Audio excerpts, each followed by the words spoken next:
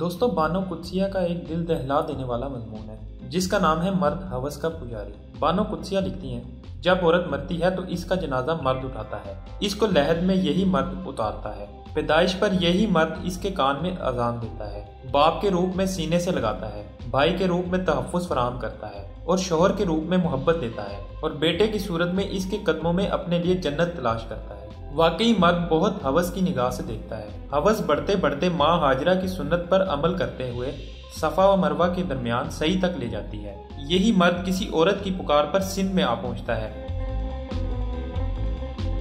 इसी औरत की खातिर इंदलस फतह करता है और इसी हवस की खातिर 80% मकतूलीन औरत की असमत की हिफाजत की खातिर मौत की नींद सो जाते हैं। वाकई मर्द हवस का पुजारी है। लेकिन जब हव्वा की बेटी खुला बदन लिए चुस्त लिबास पहने बाहर निकलती है और इसको अपने शहर में मुब्तला कर देती है तो ये वाकई हवस का पुजारी बन जाता है। और क्यों ना हो, खुला गोश्त तो आखिर कुत्ते बिल्लियों के लिए ही होता है।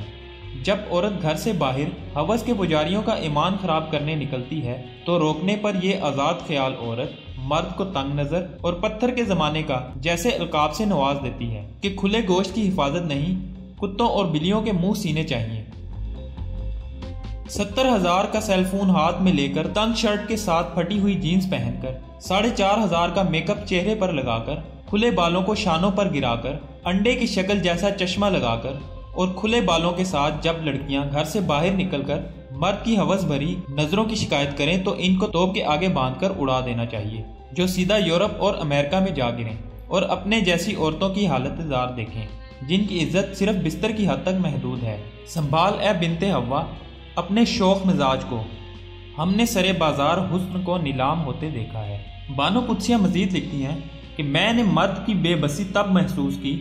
जब मेरे वालिद कैंसर से जंग लड़ रहे थे और उन्हें सेहत याब होने से ज़्यादा इस बात की फिक्र लाहक थी कि जो कुछ उन्होंने अपने बच्चों के लिए बचाया था वो इनकी बीमारी पर खर्च हो रहा है। बानो कुदसिया मजीद लिखती हैं कि मैंने मर्द की कुर्बानी तब देखी जब ईद की शॉपिंग करने के लिए मैं बाजार गई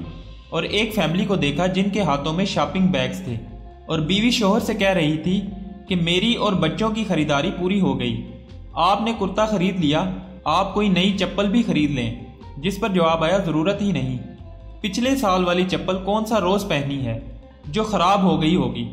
तुम देख लो और क्या लेना है, बाद में अकेले आकर इस रश में कुछ नहीं ले पाओगी, अभी मैं साथ हूँ, जो खरीदना है खरीद लो।